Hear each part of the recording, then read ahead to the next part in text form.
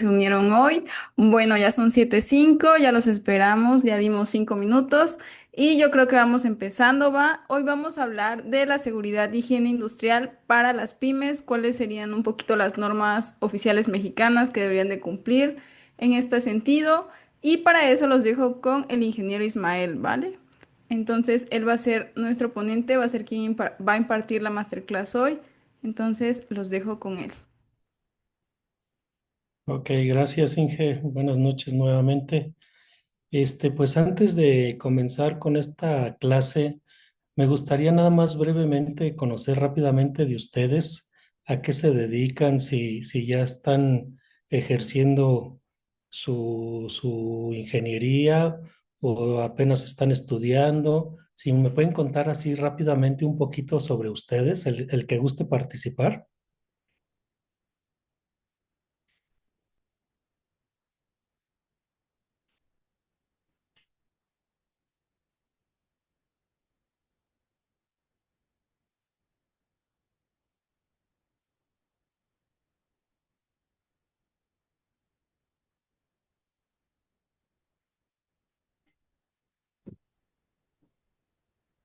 Buenas noches. Bueno, para participar nada más, yo soy estudiante de ingeniería industrial, actualmente de segundo año y pues encontré información sobre esta ponencia y pues me pareció interesante aprender un poco más para más adelante que lleve la materia como tal, pues ya tener un poco de conocimiento básico.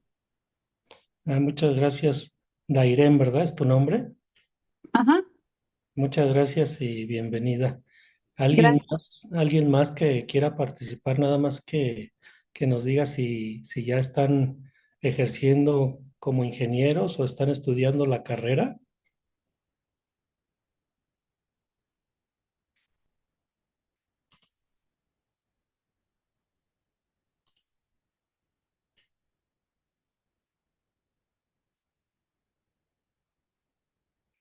Ok, Ángel, estoy leyendo tu mensaje, que estás estudiando la carrera, que vas en en el último semestre, ¿verdad?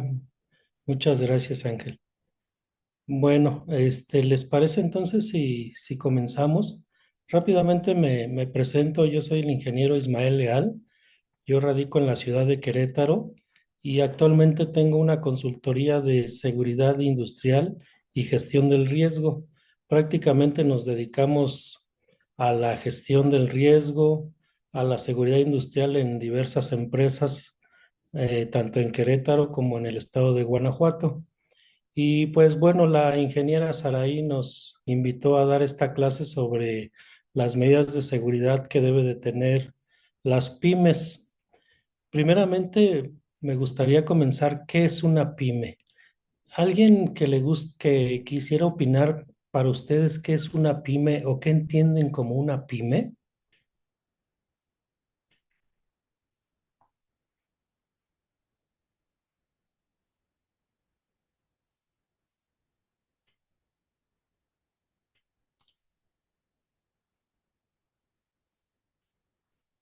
Sí, Ángel, son pequeñas y medianas empresas, es correcto. ¿Alguien más que quisiera opinar qué es una pyme?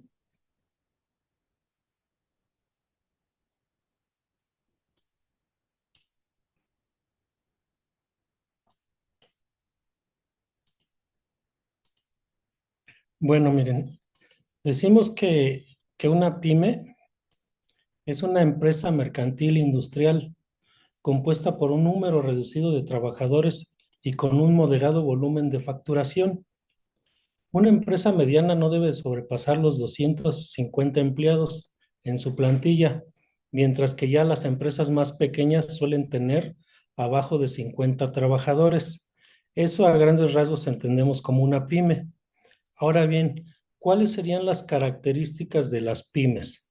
Bueno, aquí en este cuadrito nos muestra 6 características principales, que son ya sea el tamaño y número de empleados reducidos, que pueden trabajar con recursos limitados, perdón, tienen una estructura organizativa muy sencilla, tienen toma de decisiones ágil y flexible, un enfoque local o regional. ¿Qué quiere decir? Que muchas veces solamente trabajan en ciertas regiones o ciertos municipios, no abarcan pues más allá de un estado, ¿verdad? Y que tiene una mayor capacidad de innovación y adaptación. Esas podríamos decir que son las características de las pymes. Ahora, dice que de acuerdo por los datos recabados del INEGI, actualmente existen 4.9 millones de pymes en el país, mismas que generan, fíjense, el 72% de los puestos de trabajo a nivel nacional y se ha convertido en un elemento clave para combatir el desempleo. Pero ¿por qué son importantes estas pymes?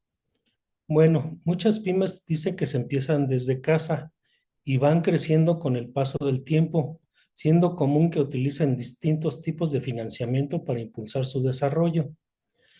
Si está planeado, si ustedes o alguien tiene planeado comenzar un negocio propio, pues es bien importante saber de antemano que debemos de contar con medidas de seguridad que nos van a solicitar las autoridades, ya sea municipales, estatales o federales, para asegurar el bienestar de los trabajadores o de las personas que se encuentran en estas pymes.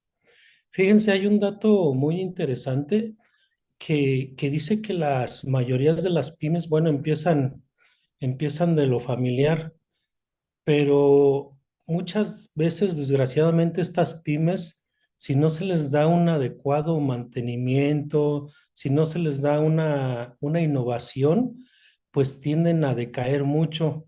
¿Qué quiere decir? Que más o menos en la tercera, cuarta generación, muchas de estas pymes que empezaron desde los abuelos, se van a la quiebra. ¿Por qué? Porque conforme van pasando las generaciones, pues ya no le dan la gran importancia, ya no innovan tanto en el mercado, no ofrecen nuevas oportunidades de mercado. Entonces, pues desafortunadamente muchas de estas pymes pues suelen ya desaparecer. Entonces, es un gran problema también que tenemos en México que dentro de 20, 30 años la empresa que empezó el abuelo, pues si no le damos esa continuidad adecuada, pues tiende a desaparecer. Entonces, eso nada más les quería comentar como un dato, ¿no? Ahora, yo lo traté de dividir en 6 ejes, que vamos a ver estos 6 ejes a qué se refieren. El primer eje estamos hablando que es la organización y cultura preventiva. ¿Qué quiere decir esto? Miren, cuando hablamos de una organización y cultura preventiva, dice que debemos de organizar un comité interno de seguridad y protección civil con representantes en cada área. ¿Qué quiere decir esto?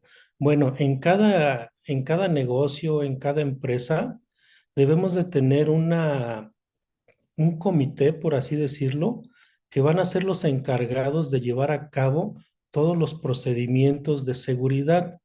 Muchas veces no se lo podemos dejar a terceros o a todo el personal porque va a ser muy complicado.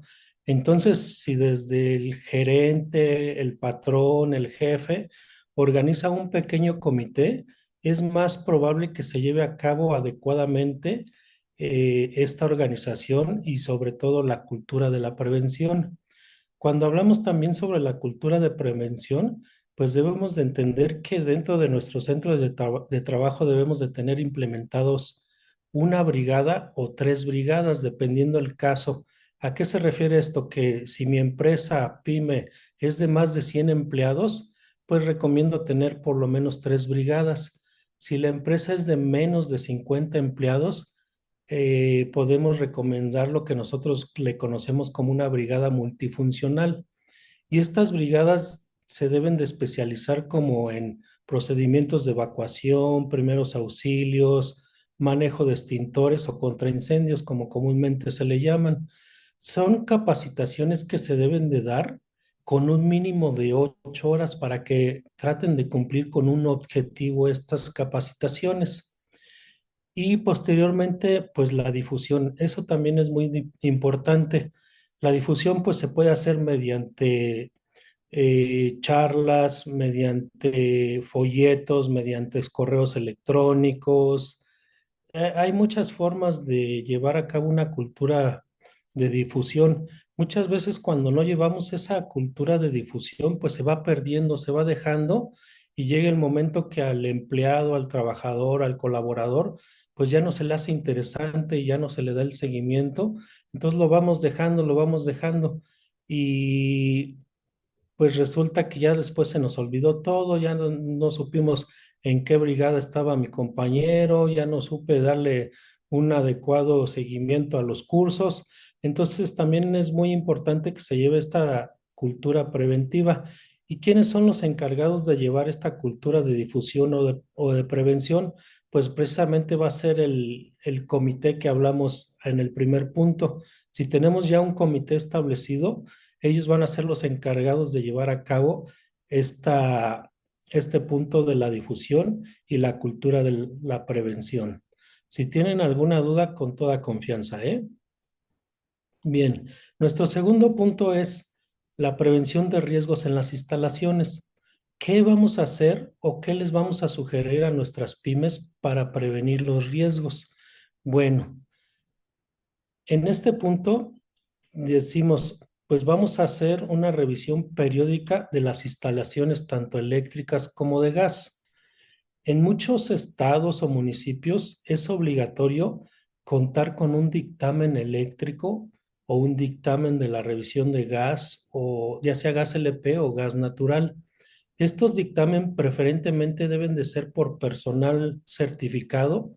Nosotros le llamamos o los conocemos como peritos en la materia, ya sea peritos eléctricos o peritos de gas. Ellos emiten un certificado en el cual previamente revisaron las instalaciones, ya sea de gas o eléctricas, para corroborar que todo esté en orden. Cuando ellos ya corroboran que todo está en orden, bueno, pues ya pueden emitir este tipo de certificado o documento que se le conoce como dictamen de gas o dictamen eléctrico. En muchos estados ya en las leyes lo están solicitando por parte de las autoridades. Perdón. Otro punto importante es los extintores. Debemos de saber que en México, en la norma 002 de la STPS, nos habla que se debe de contar con extintores en nuestros centros de trabajo, dependiendo el tipo de material que se vaya a utilizar. Por ejemplo, no es lo mismo si yo voy a tener en la empresa cartón, telas, a que voy a tener metales, por ejemplo, plásticos. En base al tipo de material que vamos a tener en la empresa, se debe de tener los tipos de extintores. Los extintores se dividen en varios tipos, como le conocemos, extintores tipo A, B, C, tipo D y tipo K. Cada uno tiene unas características diferentes y nos sirven para cada tipo de fuego. En la norma 02 de la STPS nos menciona que deben de estar colocados en lugares visibles y de fácil acceso, libre de obstáculos, que deben de estar a cada 15 metros de distancia entre cada uno de ellos y deben de estar a una altura máxima de unos 50 metros. ¿Qué quiere decir esto? Que del piso a la parte más alta no debe de rebasar el 1,50. Nos hemos encontrado en algunas empresas que los extintores están muy altos, y esto también es muy común principalmente en las instituciones educativas, en los preescolares, primarias principalmente, que ponen los extintores muy altos, principalmente porque dicen es que los niños son muy traviesos y lo pueden agarrar para jugar o se pueden golpear al momento de pasar junto al extintor, pero el tener un extintor muy alto pues también nos crea una complicación de que en caso de una emergencia se nos va a dificultar mucho el poder tomarlo y activarlo. Ajá, entonces por eso la norma 02 nos pide que sea a máximo 1,50 del piso a la parte más alta.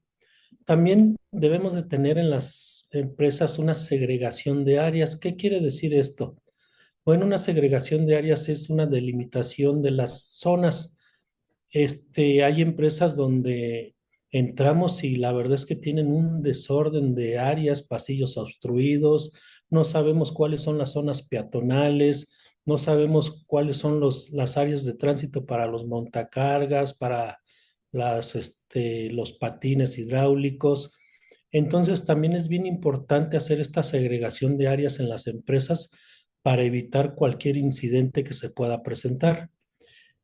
Otro punto importante es que si la empresa almacena químicos, debemos de contemplar ciertas especificaciones. Estas especificaciones, si ustedes lo pueden ver aquí en la fotografía, se dice que todos los contenedores deben de tener un dique de contención para que nos ayude en caso de una fuga o derrame. Y aparte debe de estar señalizado en base a la norma 018. La norma 018 pues nos habla sobre cómo deben de estar señalizados todos los contenedores que contengan químicos, desde uno pequeño de 4 litros hasta uno grande de más de 100 litros. Eso es lo que nos establece en la norma. Aparte, todos los químicos que tengan en las industrias, en las empresas, deben de contar con una hoja de seguridad.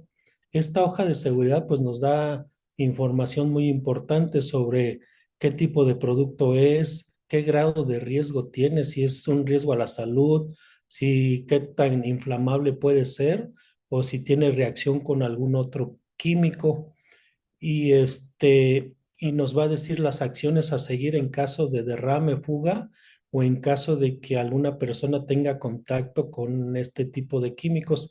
Todo esto nos va a decir en la hoja de seguridad. Entonces debemos de asegurarnos que las empresas que manejen algún producto químico deben de contar con estas hojas de seguridad siempre a la mano para consulta de cualquier persona. Y por último, bueno, hablamos también de salidas de emergencia. Las salidas de emergencia, bueno, de antemano sabemos que nunca deben de estar obstruidas, pero algunas características que debe de tener una salida de emergencia es que por lo menos deben de ser de por lo menos 90 centímetros de ancho. Preferentemente deben de tener una barra de pánico que se abra al empuje, que sea fácil la apertura y que abran en sentido hacia afuera, nunca en sentido hacia adentro. Deben de estar iluminadas o bien iluminadas. Muchas ocasiones arriba de la salida de emergencia tienen una lámpara de emergencia. ¿Qué quiere decir esto? Que si se va la luz, esa lámpara, su función no es que alumbre toda la planta, sino que alumbre donde está la salida de emergencia para poder ubicarla fácilmente. Y obviamente también debe tener su señalización como salida de emergencia. También nos hemos encontrado en algunas empresas que cualquier puerta la quieren utilizar como salida de emergencia y no cumple con estas características que les acabo de comentar. Entonces también hay que revisar eso cuando veamos en una empresa. ¿Hasta aquí tienen alguna duda, muchachos?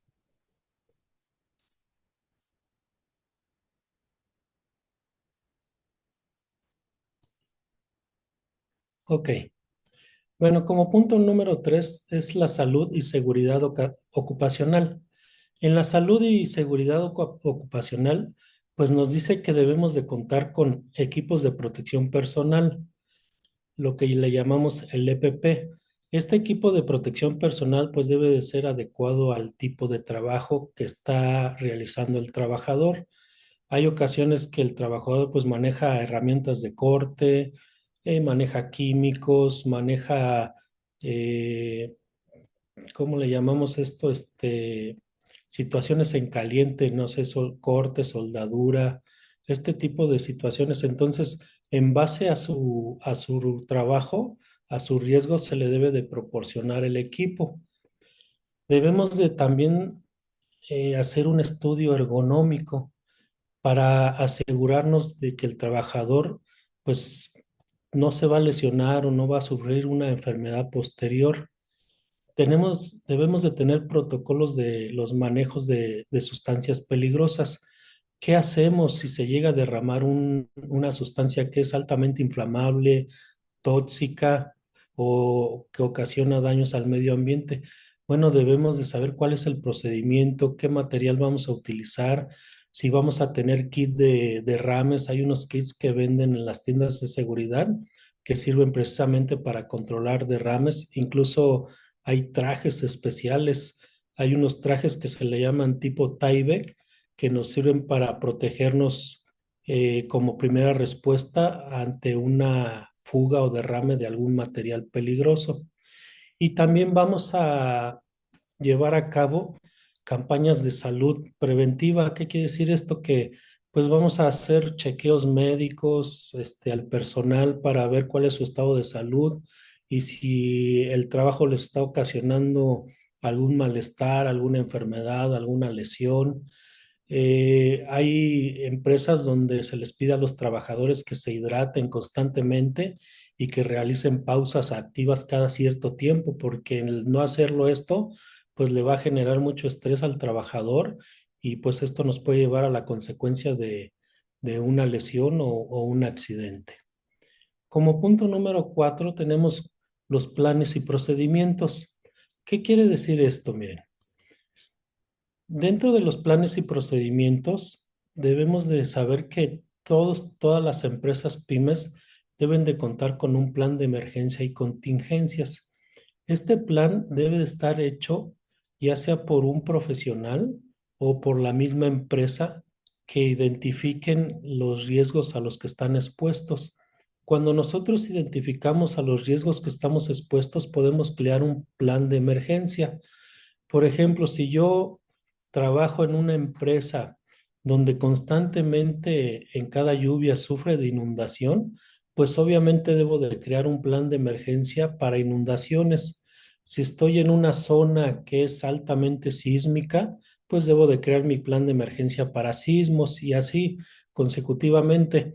Si yo vivo en una zona que muy rara vez tiembla o los temblores son apenas perceptibles, pues a lo mejor no me voy a enfocar en un plan de emergencia por sismos, pero sí me puedo enfocar en un plan de emergencia por incendios, por ejemplo, por amenaza de bomba. En algunos estados de México, desafortunadamente, ya están realizando muchos planes de emergencia contra ¿cómo le llaman? Lo que ocasiona el crimen organizado, vaya. ¿Sí? Entonces también están haciendo muchos planes de emergencia en ese aspecto. Debemos de, ¿cómo vamos a saber que estos planes de emergencia son adecuados? Puede ser que yo llevo mucho tiempo trabajando en la empresa y nunca me ha tocado una situación de este tipo que acabamos de mencionar, pero ¿cómo vamos a saber si lo que hicimos por escrito, lo que planeamos, lo que identificamos es correcto? Bueno, pues haciendo simulacros. Muchas veces pensamos que un simulacro es escuchar una voz de alarma y nos tenemos que salir hacia un lugar seguro o hacia el punto de reunión que está marcado afuera. Pero realmente un simulacro es plantear una hipótesis adecuada en base a nuestro análisis de riesgo y vulnerabilidad y sobre eso hacemos un simulacro. Por ejemplo, en la Ciudad de México es muy dado hacer simulacros sobre sismos. Suena la alerta sísmica, la gente se prepara, pero si la gente está en edificios de más de 4 pisos hacia arriba, pues lo que hacen es que no salen inmediatamente hacia la calle. Lo que tienen que hacer es resguardarse en zonas seguras dentro del edificio y una vez que haya pasado los movimientos, pues ahora sí ya con orden salen hacia los puntos de reunión. Entonces a eso se refiere muchas veces con realizar un buen simulacro. Podemos hacer un simulacro de incendio identificando cuáles son las zonas más vulnerables dentro de la empresa que pueden suscitar este problema y enfocarnos en esa área para que podamos hacer un simulacro adecuado. Y el último punto, miren, se le llama plan de continuidad de operaciones. No sé si muchos conozcan de este plan de continuidad de operaciones. Quiere decir, un plan de continuidad de operaciones quiere decir qué voy a hacer si por la situación de una emergencia la empresa ya no puede seguir trabajando en ese lugar. Ahorita con lo que ha pasado en Veracruz, principalmente con lo de las inundaciones, muchas empresas dejaron de trabajar porque tuvieron daños significativos por el aumento o la subida del agua. Entonces, un plan de continuidad de operaciones me dice cuáles son las alternativas que yo debo de tener para continuar con mis operaciones en caso de una contingencia que me impida continuar en la planta, en la fábrica, en el lugar de trabajo. A eso se refiere un plan de continuidad de operaciones. Muy pocas empresas lo están llevando a cabo. Incluso ya en la ley federal de protección civil, ya plantea que es obligatorio que todos tengan un plan de continuidad de operaciones, sea un negocio pequeño o sea una industria grande. Hasta aquí alguna duda, muchachos?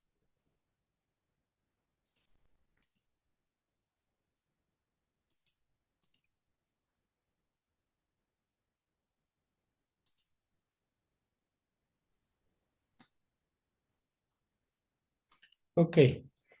Como punto número 5 dice, tenemos documentación y cumplimiento legal. Este es algo muy importante.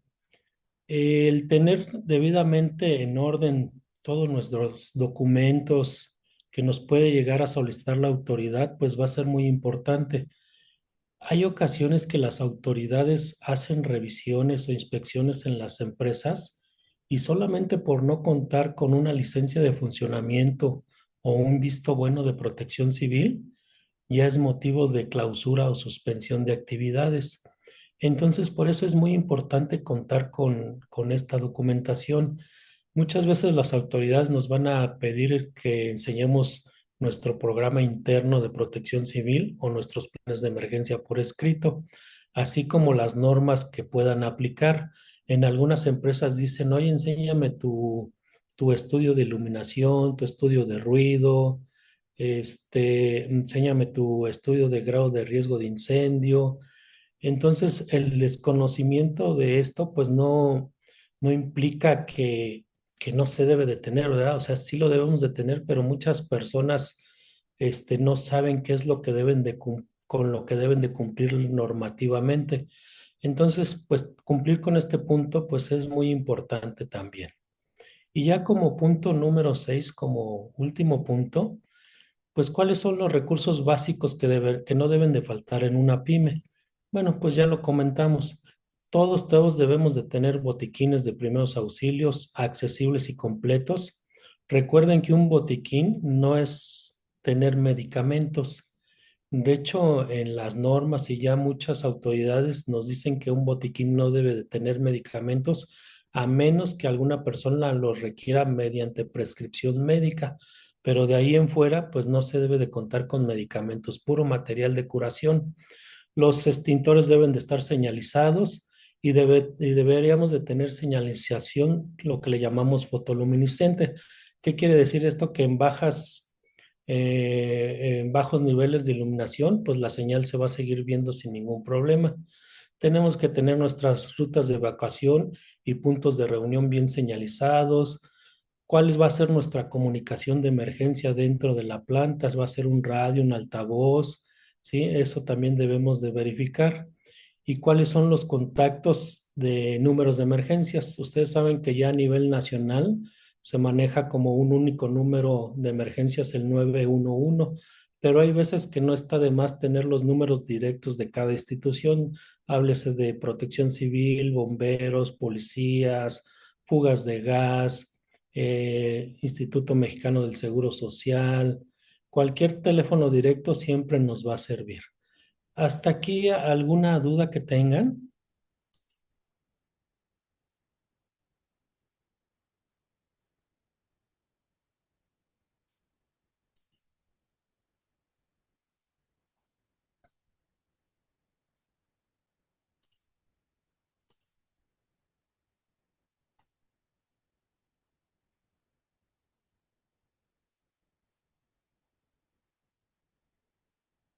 Estoy leyendo un poquito lo que pusieron en el chat.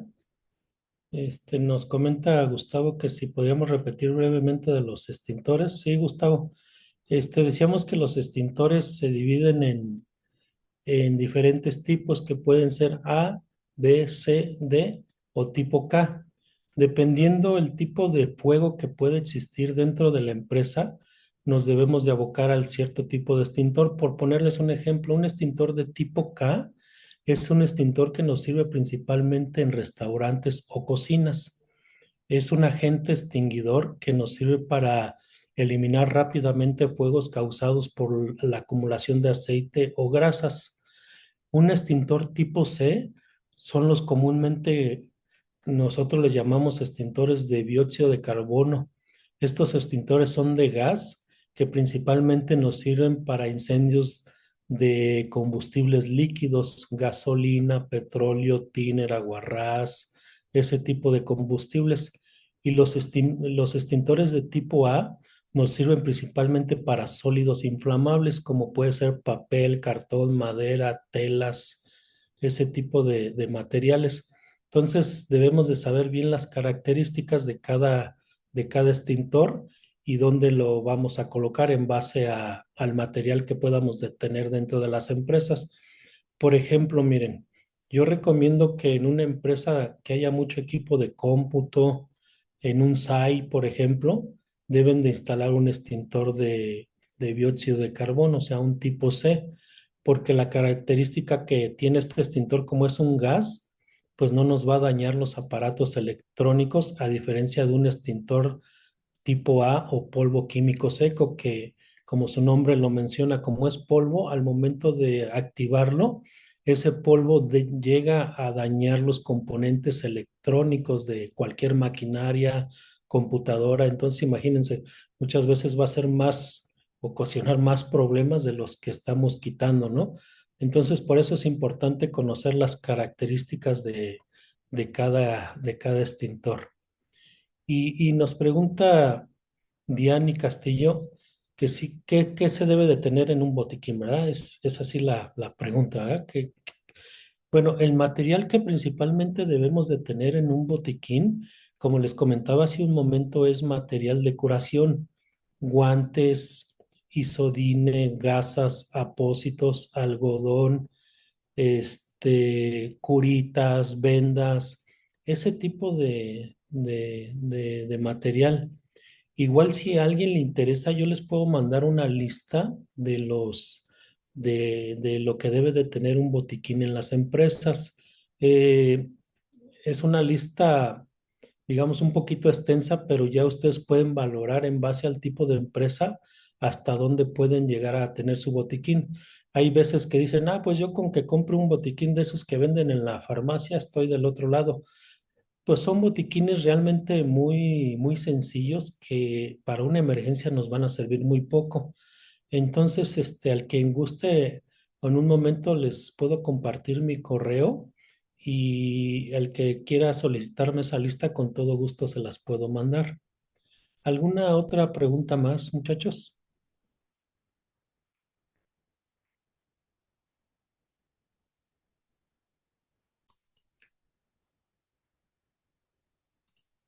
Ok, miren, aquí ya como último, ya nada más para finalizar, este, también al que guste les puedo mandar este checklist.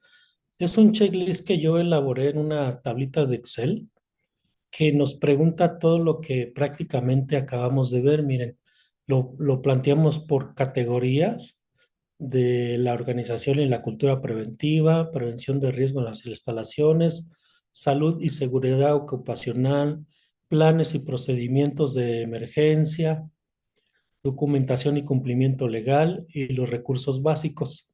En la segunda columna, pues viene todo lo que debe de tener cada categoría. Y en la tercera columna, le vamos a preguntar o vamos a hacer la revisión en la empresa y vamos a ver si cumple o no cumple. Por ejemplo, en el número 1 dice, la empresa tiene organizado un comité de seguridad. Pues nosotros aquí le vamos a poner sí o no, vamos a ponerle que no. Dice, ¿tiene contemplado una brigada de evacuación de primeros auxilios? Bueno, vamos a ponerle que sí tiene una brigada conformada.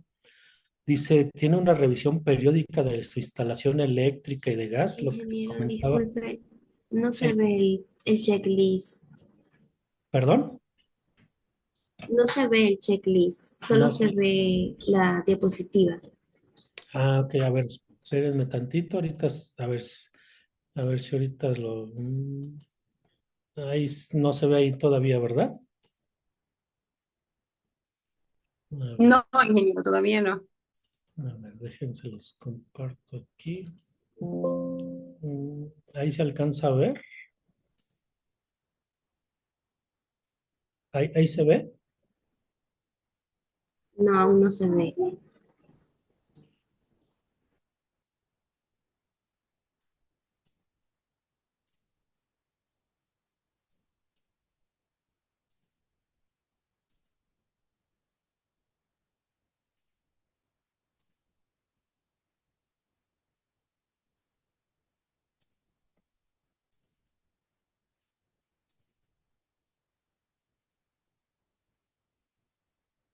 Ahí ya la pueden ver. No, ingeniero. Todavía no se ve.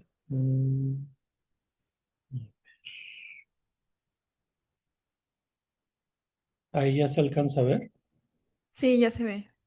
Ah, ok. Ahí sí, ingeniero, gracias. Ok. Ah, bueno, entonces, miren, les comentaba esta tablita que hice en Excel, que es un checklist rápido que nosotros podemos realizar en las empresas, donde nos va a preguntar cada una de las cosas que acabamos de ver. Entonces les comentaba, la empresa tiene un comité de seguridad, vamos a ponerle que no, tiene implementado su brigada, sí, tiene capacitación continua dentro de la empresa, bueno, pues le ponemos que sí, porque sí tiene una brigada. Revisión de instalación de gas, vamos a ponerle que no, que todavía no lo tiene. Este, y así vamos colocando, miren, vamos a ver, tienen colocados sus extintores, vamos a ponerle que sí.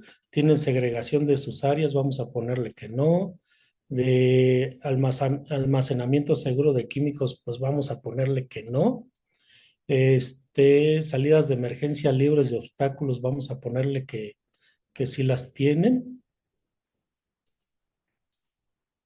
El equipo de protección personal, vamos a poner que sí tienen equipo de protección personal.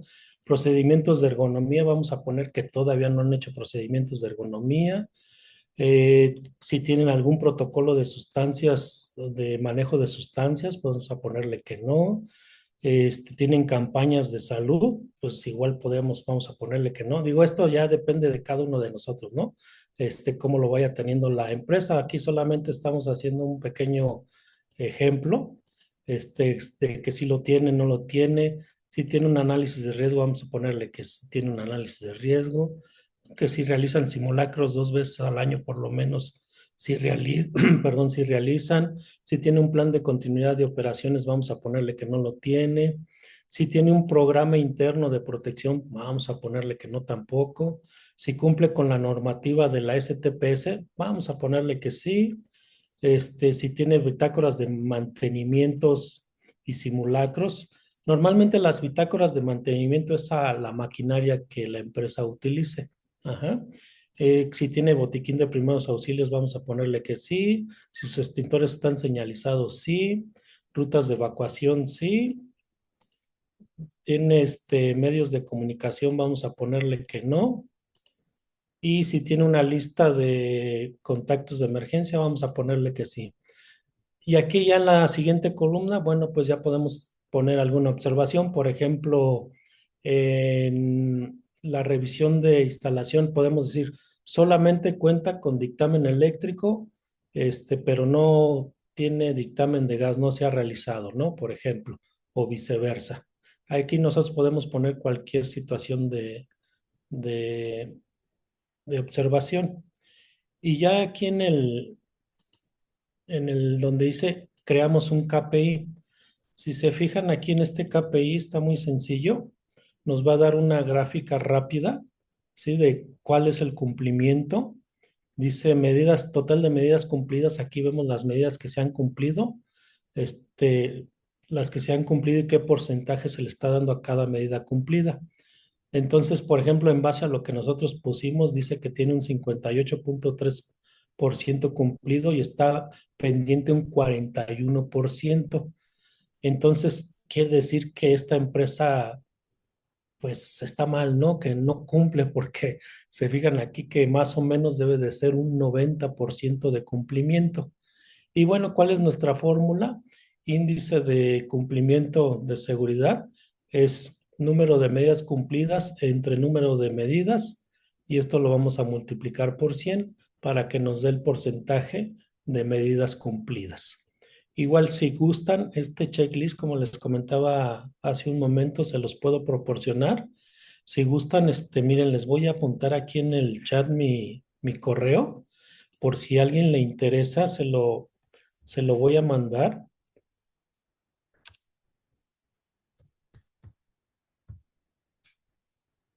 Igual si quieres se lo Sí, comparto por la lista de las personas que se registraron con correo, por ahí se lo mandamos también. ok, ok, Inge, me parece bien.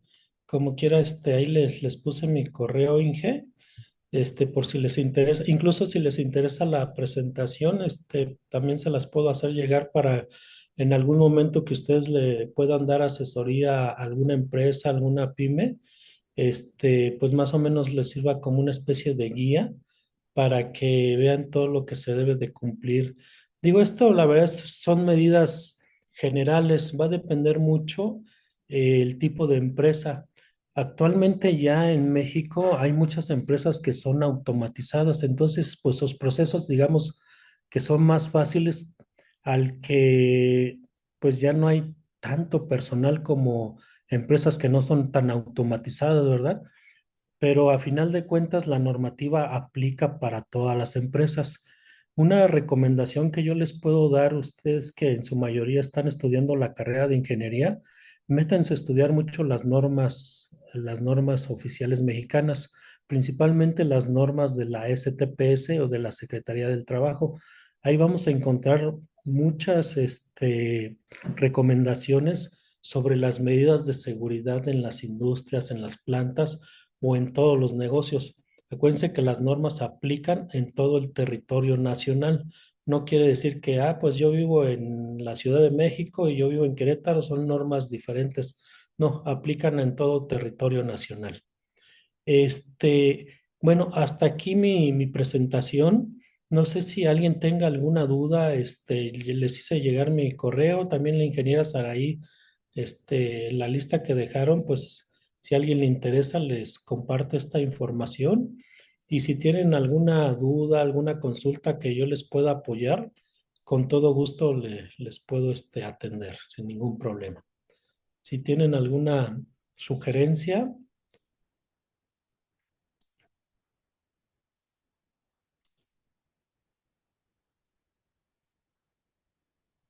A ver.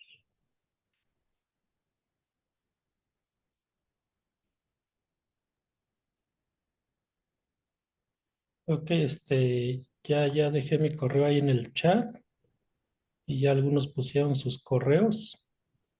Igual Sí, sí. igual para que se los vaya pasando por correo también a las personas que asistieron, va junto con la presentación. Ujú. Igual si ustedes tienen alguna duda ahorita referente a seguridad y higiene, no sé, dónde pueden encontrar las normas, en qué página, cómo pueden hacer la evaluación de una empresa. Aprovechen que tenemos 10 minutos para dudas. Nos pregunta Eduardo, perdón, Eduardo Romero, si una empresa no se adapta totalmente a las normas, ¿qué sería lo más recomendable? Bueno, aquí lo que yo recomiendo, que se acerquen a una empresa, a una consultoría especializada, donde los puede llevar de la mano sobre las normas que les van a aplicar, porque si realmente las normas son bastantes, pero pues no todas aplican a todas las empresas.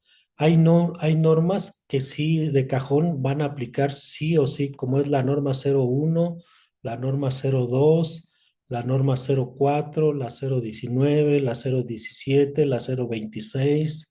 O sea, son normas que sí aplican en todos los centros de trabajo, pero desde luego hay también algunas normas específicas que a lo mejor no nos aplican. Por ejemplo, si yo no manejo químicos, pues no me va a aplicar la norma 05, la norma 06, la norma 018.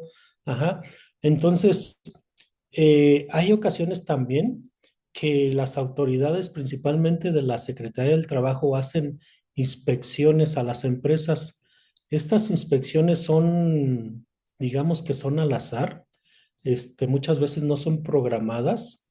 Normalmente la Secretaría del Trabajo hace inspecciones por dos motivos. Una, la que les comentaba hace un momento, al azar, o la más común, por alguna queja de algún trabajador. Muchas veces el trabajador lo despiden de la empresa, no le dieron lo que le correspondía según a él, que dice, es que no me dieron lo que me correspondía en base a mi tiempo de trabajo, y va y mete una queja a la Secretaría del Trabajo. Entonces, cuando esa queja llega a la Secretaría del Trabajo, por default ya es de ley que manda un inspector a hacer una inspección, porque dice la Secretaría del Trabajo, para mí es un foco rojo esta empresa que no está cumpliendo con la legalidad. Entonces vamos a ver cómo está también en materia de seguridad, si está asegurando una buena calidad de trabajo hacia los trabajadores. Entonces es el principal motivo por el que la Secretaría del Trabajo hace una inspección. Y yo he revisado actas de la Secretaría del Trabajo cuando nos contratan a nosotros como consultoría, y créanme que son actas muy extensas.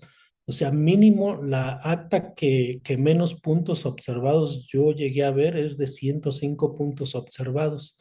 Imagínense, he visto actas de hasta 300 puntos observados. Entonces, imagínense, y la Secretaría del Trabajo, desde el momento que no les exhibes un documento, desde ese momento ya es causal de multa. Entonces dicen, no me lo presentaste, ya por lo menos tienes una multa. Te voy a dar tanto tiempo para que me lo presentes, y de ahí ya vemos, podemos calificar si la multa puede disminuir, pero de cajón la multa ya la tienen.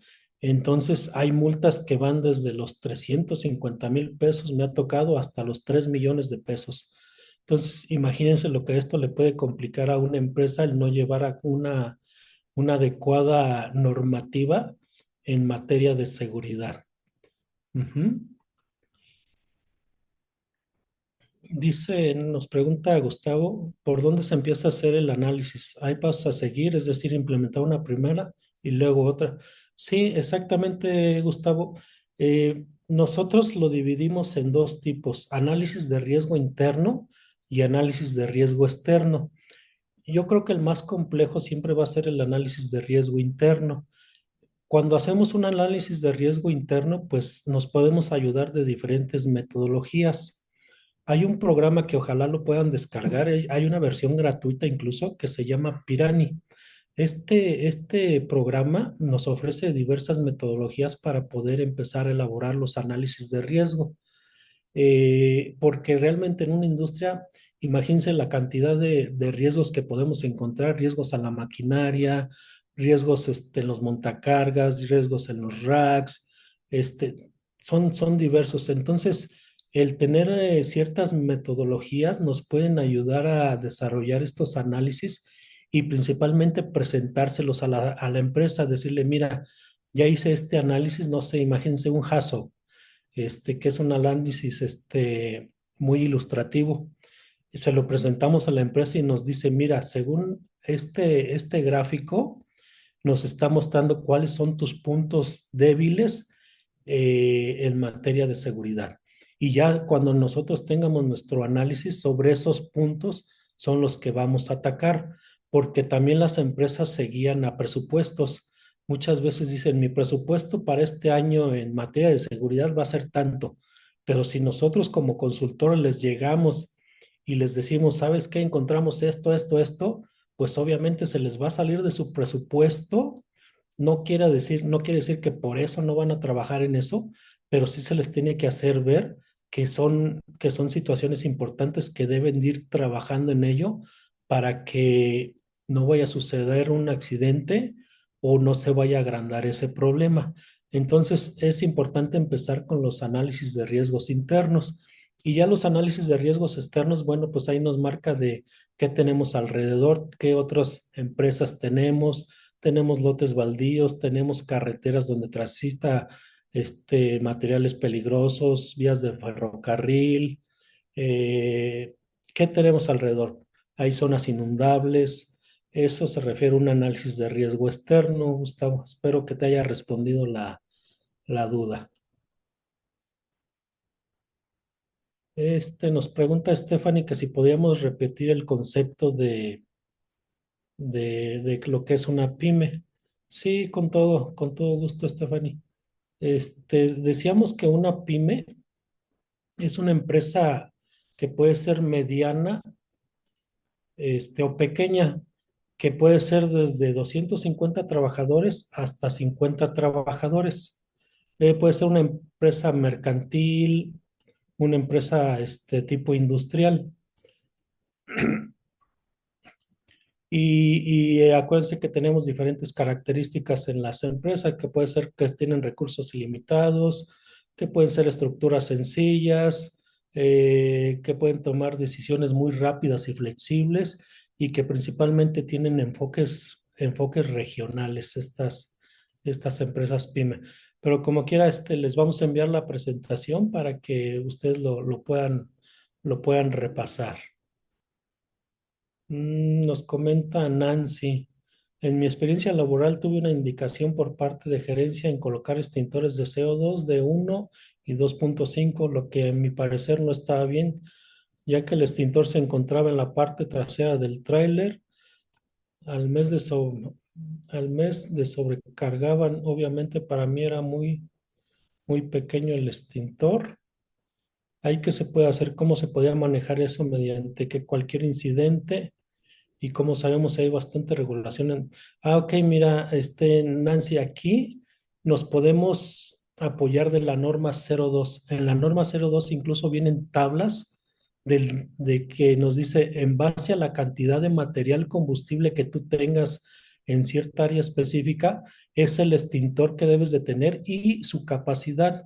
Normalmente nos van a pedir una capacidad nominal de 3 kilos hacia arriba. Cuando hablamos de extintores de CO2, los manejan en libras. Por ejemplo, un extintor de 2.5 libras, estamos hablando que es más o menos un extintor de 5 kilos, o sea, son grandes pues esos extintores.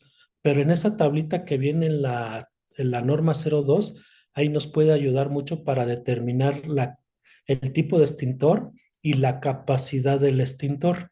¿Ok? ¿Dónde podemos consultar las normas? Igual también si gustan, yo les puedo pasar un listado de las normas, principalmente de la STPS, pero si no, lo pueden consultar en internet sin problema. Pónganles cuáles son las normas de seguridad del STPS y se las va a manejar en 4 tipos: las normas de seguridad, las normas de salud, las normas de organización y las normas específicas. Cada categoría tiene sus normas. Por ejemplo, en las normas de seguridad, pues entra la norma 02, la norma 01, la norma 05. En las normas de organización, pues entran las normas 019, que habla sobre las comisiones de seguridad e higiene. En las normas de organización, pues habla de la 026 de señalización y tuberías. Entonces lo pueden buscar en internet y si no, con todo gusto yo también les mando un compendio de todas las normas que maneja la Secretaría del Trabajo.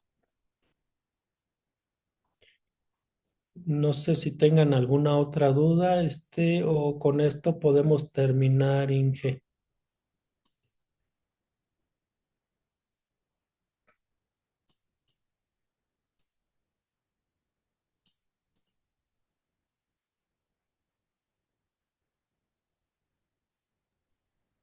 Bueno, creo que ya no hay dudas. Igual ya son las 8, entonces no se olviden de dejar su correo. Ya anoté a las personas que escribieron su correo, fueron 10. Si faltan algunos, vayan dejando su correo por aquí para que se les envíe toda esta información, ¿vale? Ujú. Sí, y con todo gusto te comparto la presentación, Inge, y lo de las normas, así como este pequeño checklist que elaboré con su KPI, por si a alguien le interesa implementarlo en algún negocio, en alguna empresa. Y por mi parte, pues muchísimas gracias por la invitación, Inge. Muchas gracias a los que estuvieron presentes, muchas gracias por su atención y aquí estoy a sus órdenes. Muchas gracias a usted, Inge, porque ya hoy aprendimos cosas nuevas de seguridad y higiene y hasta ya se van a llevar los checklists, el Excel armado, para que ya puedan aplicarlos en su trabajo o desde ahorita ir aprendiendo si todavía siguen estudiando, ¿vale? Entonces, muchísimas gracias también a todos los que se unieron porque sabemos que es jueves, ¿no? A veces vienen de la escuela, vienen del trabajo, pero lo importante es que aquí estuvieron y bueno, ya se llevan nueva información y nuevos conocimientos. Entonces, muchísimas gracias a todos. Y con esto, ahora sí ya terminaríamos la masterclass. Igual recuerden que se vienen próximas masterclass y también estamos viendo con el ingeniero a ver si vamos a sacar algún curso o algún taller referente a el área de seguridad y higiene por si les interesa, ¿vale? Claro que sí, Inge. Muchas gracias y que tengan buenas noches.